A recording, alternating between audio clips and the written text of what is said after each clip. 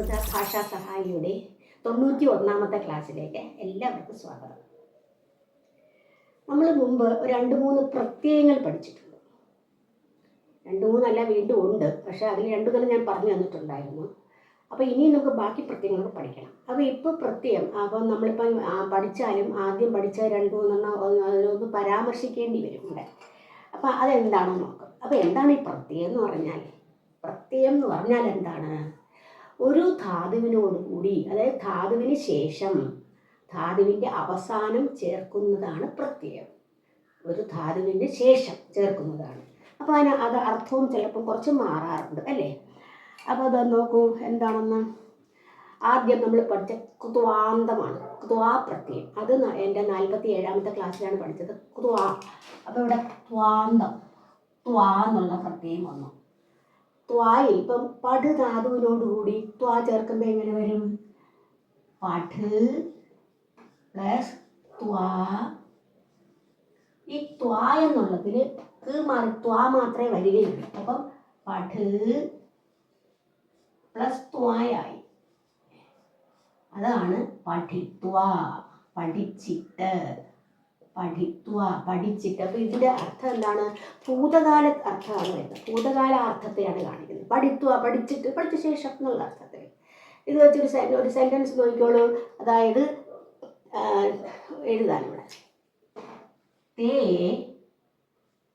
പഠിത്വ ഗൃഹം ഗമിഷ്യന്തി. തേ പഠിത്വ ഗൃഹം ഗമിഷ്യന്തി. തേ പഠിത്വ, തേ എന്ന് പറഞ്ഞാൽ എന്താണ്? അവർ, സഹ തൗ തേ, ബഹുവചനമല്ലേ. പഠിത്വ, പഠിച്ച ശേഷം. ഇതാണ് ഇവിടുത്തെ ത്വാന്തം വന്നത്. തേ പഠിത്വ ഗൃഹം ഗമിഷ്യന്തി, ഗൃഹത്തിലേക്ക്. ഗമിഷ്യന്തി, ഗമിഷ്യന്തി ഗമധാതുവിൻ്റെ ലങ്ങാണ്. ലങ്ങല്ല, ലിർട്ടാണ്. ലിർട്ട് എന്തിനാ കാണിക്കുന്നത്? അതായത് ഫ്യൂച്ചർ ടെൻസ്, ഭാവികാലത്തെയാണ് കാണിക്കുന്നത്. അതായത് ഗമിഷ്യന്തി, ഗമിഷ്യതി, ഗമിഷ്യതഃ, ഗമിഷ്യന്തി. തേ ആയതുകൊണ്ട് ഗമിഷ്യന്തി. അപ്പോൾ തേ അവർ പഠിച്ചിട്ട്, പഠിച്ച ശേഷം ഗൃഹത്തിലേക്ക് പോകും എന്നുള്ള അർത്ഥത്തിൽ വന്നു. അതാണ് ത്വാ. അപ്പം ത്വാ എന്ന് പറയുമ്പോഴത്തേക്ക്, ത്വാന്തം എന്ന് പറയുമ്പോഴത്തേക്ക് അത് ഭൂതകാലത്തെയാണ് കാണിക്കുന്നത്. ഇനി അടുത്ത പഠിച്ചതാണ് ല്യപ്പ് എന്നുള്ള പ്രത്യയം. ല്യപ്പ്, ല്യപ്പ് എന്നുള്ള പ്രത്യയം. ഈ ല്യപ്പ് പ്രത്യയം എന്തോന്നാണ്? അത് നമ്മൾ ഉപസർഗം പഠിച്ചിട്ടുണ്ട്. ഉപസർഗം എൻ്റെ 43-ാം 44ാമത്തെ ക്ലാസ്സിലാണ് ഉപസർഗം പഠിച്ചിട്ടുണ്ട്. അതായത് ഒരു ധാതുവിന് മുമ്പ് ഉപസർഗം കൂടി വരികയാണെങ്കിൽ അവിടെ ത്വാ അല്ല പ്രയോഗിക്കേണ്ടത്, ല്യപ്പാണ്. ഉപസർഗം, ധാതുവിന് മുമ്പ് ഏതെങ്കിലും ഉപസർഗം വരികയാണെങ്കിൽ അവിടെ ല്യപ്പ് ഉപയോഗിക്കും. അതെങ്ങനെയാണെന്ന് നോക്കാം നമുക്ക്. ഈ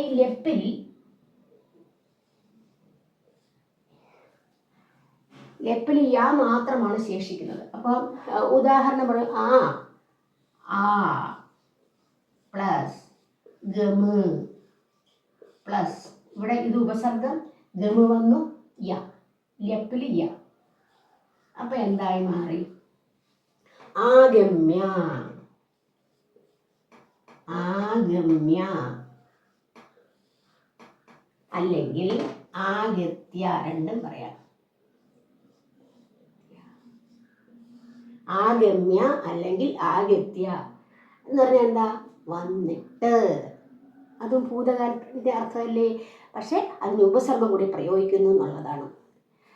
അത്ര ഉപവിശ്യ വാർത്താലാപം മാ കുരു. ഒരു സെന്റൻസ്, അത്ര ഉപവിശ്യ വാർത്താലാപം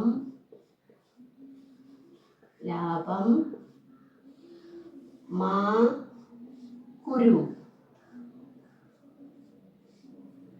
ഇവിടെ എന്താണ്? അത്ര ഉപവിശ്യ, അത്ര ഉപവിശ്യ. ഉപവിശ്യാണ് അവിടുത്തെ എന്ത്? ല്യപ്പ് പ്രത്യയം. അതായത് ഉപ എന്നുള്ളൊരു ഉപസർഗത്തിൽ വിശുദ്ധാതു. അപ്പം ഉപവിശ്യ, അതിനോട് ല്യപ്പ് ചേർത്തപ്പോഴാണ് ഉപവിശ്യ. ഇരുന്നിട്ട്, ഇരുന്ന ശേഷം. അത് ഭൂതകാലമല്ലേ? വാർത്താലാപം, വാർത്താലാപം സംസാരിക്കുക, സംസാരം. മാ കുരു, മാ എന്നത് നെഗറ്റീവ്, ചെയ്യരുത് എന്നുള്ള അർത്ഥത്തിലാണ്. കുരു ചെയ്യുക. ഇവിടെ കുരു എന്ന് പറഞ്ഞാൽ എന്താണ്? ആരോട് പറയുകയാണെങ്കിൽ ലോട്ടാണ്, ലോട്ടാണ് കുരു. കരോത്, കുരുതാം, കുർബന്തു, കരോഷി, കുരു, കുരുതാം, കുരുതാം. കുരു ആണ്. കുരു മധ്യമപുരുഷൻ ഏകവചനമാണ്. ആരോട് പറയാണ്? ത്വം. അതുകൊണ്ടാണ് കുരു വന്നത്. ലോട്ടാണ്, മധ്യമപുരുഷൻ ഏകവചനമാണ്. അത്ര ഉപവിശ്യ വാർത്താലാപം മാ കുരു. ത്വം അത്ര ഉപവിശ്യ വാർത്താലാപം മാ കുരു. നീ അവിടെ ഇരുന്നിട്ട് സംസാരിക്കരുത് എന്നുള്ള അർത്ഥത്തിൽ. ഇവിടെ ത്വം അണ്ടർസ്റ്റുഡാണ്, മനസ്സിലായി? അതുപോലെ അപ്പം വിശ്യ ഉപ പ്ലസ് വിശ്യ പ്ലസ് ല്യപ്പാണ് ഉപവിശ്യ. അത് കഴിഞ്ഞു. അതുപോലെ അടുത്ത് നമുക്ക് പഠിക്കേണ്ട, അത് നിങ്ങൾ പഠിച്ചിട്ടില്ലാത്തതാണ്, അതാണ് അടുത്ത പറയാൻ പോകുന്നത്. ഇത് തുമിൻ, തുമിൻ പ്രത്യയ. തുമിൻ എന്നുള്ളതിൽ തും മാത്രമേ ശേഷിക്കുള്ളൂ, ഞാൻ അങ്ങ് മാറിപ്പോകുന്നു. അപ്പോൾ ഇവിടെ ഇത് ക്രിയയുടെ ഉദ്ദേശത്തെയാണ് കാണിക്കുന്നത്. ക്രിയയുടെ ഉദ്ദേശത്തെ കാണിക്കുന്നതിനാണ് ഈ തുമിൻ പ്രത്യയം വയ്ക്കുന്നത്. എന്താണെന്ന് നോക്കാം. അപ്പം പഠ് പ്ലസ് തുമിൻ, പഠ് പ്ലസ് തുമിൻ ചേർത്താൽ അപ്പം തും മാത്രമേ പഠിത്തും, പഠിത്തും എന്നായി. പഠിത്തും എന്ന് പറഞ്ഞാൽ എന്താ? പഠിക്കുവാൻ, പഠിക്കുവാനായി, പഠിക്കുവാൻ വേണ്ടിയാണ്. അപ്പോൾ ക്രിയയുടെ ഉദ്ദേശമല്ലേ, ക്രിയയ്ക്ക് ഒരു ഉദ്ദേശം, ആ ഉദ്ദേശത്തെയാണ് ഇവിടെ കാണിക്കുന്നത്. അപ്പോൾ ഒരു ഉദാഹരണം, പിന്നെ ഇപ്പം ക്വസ്റ്റ്യൻ ചോദിക്കുകയാണോ? ത്വം കിമർത്ഥം വിദ്യാലയം ഗച്ഛസി? ത്വം കിമർത്ഥം വിദ്യാലയം ഗച്ഛസി? ത്വം നീ കിമർത്ഥം എന്തിനു വേണ്ടി വിദ്യാലയം ഗച്ഛസി? ത്വം വന്നപ്പം ഗച്ഛസി വന്നു. അപ്പം പിന്നെ അതിന് ആൻസർ എന്തായിരിക്കണം? ഞാൻ, അഹം, ഞാൻ എന്തിനു വേണ്ടിയാണ് പോകുന്നതെന്ന് പറയണം. അല്ല എന്താ പറയുക? അപ്പം അഹം പഠിത്തും വിദ്യാലയം ഗച്ഛാമി, അഹം പഠിത്തും. അപ്പോൾ അവിടെ തുമിൻ വന്നു. പഠിത്തും, അഹം പഠിത്തും വിദ്യാലയം ഗച്ഛാമി, അഹം പഠിത്തും വിദ്യാലയം ഗച്ഛാമി, അഹം പഠിത്തും വിദ്യാലയം ഗച്ഛാമി എന്നായി. ഇനി വേറെ ധാതും, അഹം ഇദം കങ്കണം, അഹം ഇദം കങ്കണം, കങ്കണം ധാതു ഇച്ഛാമി. എന്താ? അഹം ഇദം കങ്കണം. അഹമിതം ചേർത്തും പറയാം. അഹമിതം, അഹം പ്ലസ് ഇദം, അഹമിതം. അഹം ഇദം കങ്കണം, കങ്കണം വള. ധാതും ഇച്ഛാമി, ധാതും പ്ലസ് ഇച്ഛാമിയാണ്. ധാതും പ്ലസ് ഇച്ഛാമി, ധാതും ഇച്ഛാമി. അഹം ഇദം കങ്കണം, ഞാൻ ഈ കങ്കണം, ഈ വള, ധാതും ഇച്ഛാമി നൽകാൻ ആഗ്രഹിക്കുന്നു. അഹം വന്നതുകൊണ്ടാണ് ഇച്ഛാമി വന്നത്. ഇവിടെ അഹം വന്നു, അതുകൊണ്ട് എന്ത് ചെയ്തു? ഇവിടെ ഇച്ഛാമിയും വന്നു. ഇവിടെ ധാതുമാണ് എന്ത്? തുമിൻ പ്രത്യയം, തുമിൻ പ്രത്യയമാണ്. പിന്നെ അത് ലിഖ് പ്ലസ് തുമിനാണെങ്കിലോ ലിഖിതും. പിന്നെ അതുപോലെ ഇപ്പം നമ്മൾ പഠിച്ചതിൽ ത്വാന്തം, ല്യപ്പ്, അതുപോലെ ഇപ്പം തുമിൻ പഠിച്ചു. ഈ മൂന്നെണ്ണവും അവ കൊണ്ടുവരുന്ന കൊണ്ടുവരുന്ന പദങ്ങളെല്ലാം ആയിട്ടാണ് കണക്കാക്കുന്നത്. അവ്യയങ്ങളാക്കിയാണ്. എന്താണ് അവ്യയം എന്ന് പറഞ്ഞാൽ? അവ്യയം എന്ന് പറഞ്ഞാൽ എന്താണ്? അതായത് വിഭക്തി വചന പ്രത്യയങ്ങളൊന്നുമില്ലാത്തതാണ് എന്ത്? അവ്യയങ്ങൾ. അപ്പം ഈ മൂന്നും കൊണ്ടുവരുന്ന, ഏത് മൂന്നും? ത്വാന്തം, ത്വാ, ല്യപ്പ്, അതുപോലെ തുമിൻ. ഈ മൂന്നും കൊണ്ട് ഉണ്ടാക്കുന്ന വാക്കുകൾ അവ എല്ലാം അവ്യയങ്ങളായിട്ടാണ് കണക്കാക്കുന്നത്. അപ്പം മനസ്സിലായില്ലേ? അത് അവ്യയം എൻ്റെ 36ാമത്തെ ക്ലാസ്സിൽ ഞാൻ എടുത്തിട്ടുണ്ട്, അതൊന്ന് നോക്കിയാൽ മതി. അപ്പോൾ ഈ മൂന്നെണ്ണമാണ് ഇന്ന് പഠിച്ചത്. മൂന്നെണ്ണത്തിൽ രണ്ടെണ്ണം ഞാൻ നേരത്തെ പഠിച്ചതാണ്, അതുകൊണ്ടത് ഓടിച്ച് പഠിച്ചത്. ഇനി എന്തെങ്കിലും ഇപ്പോൾ ദാ പ്ലസ് ധാതും ധാതും, ദാ പ്ലസ് തുമാണ്. ദാ ധാതുവിനോടുകൂടി തുമിനിൽ തും ചേർത്തു, അതാണ് ധാതും. പിന്നെ അതുപോലെ പഠ പ്ലസ് പഠിത്തും പറഞ്ഞു. ഇനി അപ്പം ഇത്രയുമാണ് 3 പ്രത്യയങ്ങൾ.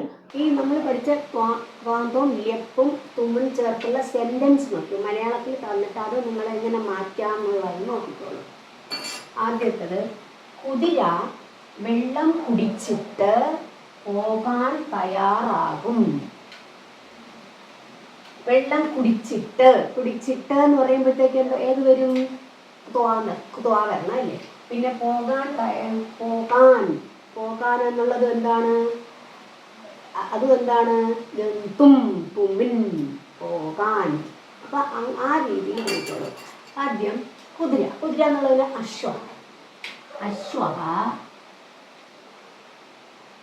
അശ്വഹ വെള്ളം കുടിച്ചിട്ട്, ജലം കുടിച്ചിട്ട് എന്നുള്ളത് എന്താണ്? ത്വായാണ്, ത്വാന്തം. അപ്പം പി ധാതുവിനോട് കൂടി ത്വാന്തം. അപ്പൊ പീത്വാ, ജലം പീത്വാ പോകാൻ. അത് തുമ്മിനല്ലേ? പോകാൻ എന്താ പറയുന്നത്? ഗമ് ധാതുവാണ്. ഗമ് ധാതുവിനോട് തുമ്മിൻ ചേർന്ന് ഗന്തും. പീത്വാ ഗന്തും തയ്യാറാകും. തയ്യാറാകുക എന്നുള്ളത് തയ്യാറാകുക. സജ്ജഹ തയ്യാറാകും. ഇനിയുണ്ട് സജ്ജഹ. എന്തെന്നാണ്? പോകാൻ തയ്യാറാകും. അത് എന്ത് ആണ്? പിന്നെ ഫ്യൂച്ചർ ടെൻസ് ആണ്. തയ്യാറായില്ല, തയ്യാറാകും. അപ്പം അത് പിന്നെ ഭൂധാതുവിൻ്റെ ലിട്ട് പറയണം. ഭൂധാതുവിൻ്റെ ലിട്ട്. ഇവിടെ അശ്വഹ എന്താണ്? ഒരശ്വമില്ല. അപ്പോഴത്തേക്ക് ഏകവചനമായിരിക്കണം. ഭൂധാതുവിൻ്റെ ലിട്ട് എങ്ങനെ വരും? ഭവിഷ്യതി, ഭവിഷ്യതഃ, ഭവിഷ്യന്തി. അപ്പോൾ ഇവിടെ അശ്വഹ ജലം പീത്വാ ഗന്തും സജ്ജഃ ഭവിഷ്യതി.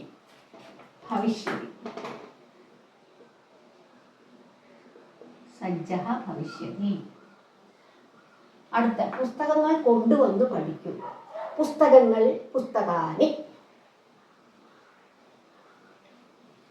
പുസ്തകാനി അടുത്തതാണ് കൊണ്ടുവന്ന്. അത് എന്തെന്നാണ്? ലിയപ്പാണ്. ലിയപ്പില് ആ പ്ലസ് നീ പ്ലസ് അപ്പൊ ആനീയ. പുസ്തകാനി ആനീയ. കാരണം അവിടെ ലിയപ്പാകുമ്പോഴത്തേക്ക് ധാതുവിന് മുമ്പ് ഉപസർഗം വേണം. അപ്പൊ ആനീയ. പുസ്തകാനി ആനീയ.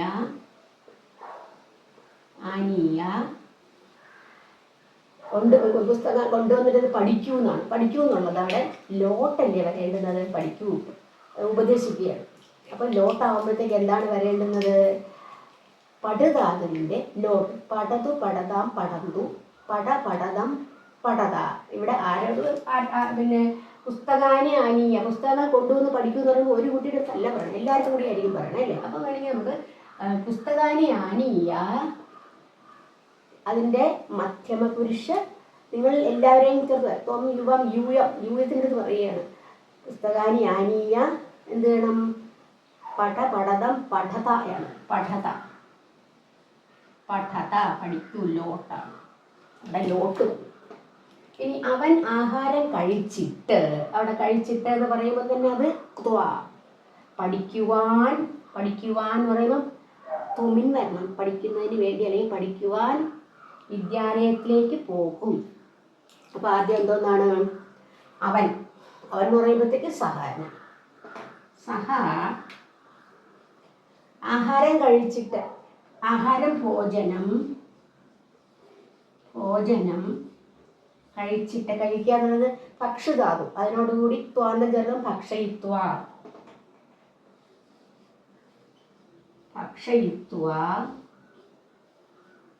ആഹാരം ഭക്ഷയിത്വാ. പിന്നെ എന്താണ്? പഠിക്കുവാനുള്ളത് തുമിനല്ലേ വരേണ്ടത്? പട് പ്ലസ് തുമിൻ പഠിത്തും.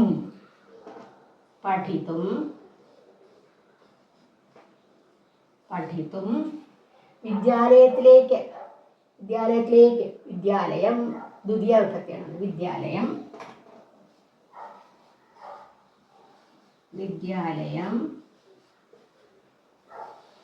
പോകും. പോകും, അവിടെ എന്താണ് ഫ്യൂച്ചർ ടെൻസിൽ റിട്ടാണ് വരുന്നത്.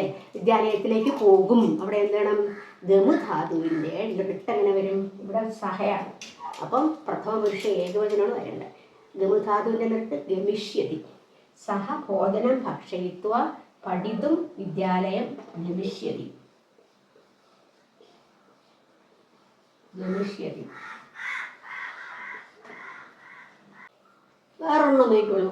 പശുക്കൾ പുല്ലു മേഞ്ഞിട്ട് പാൽ തരും.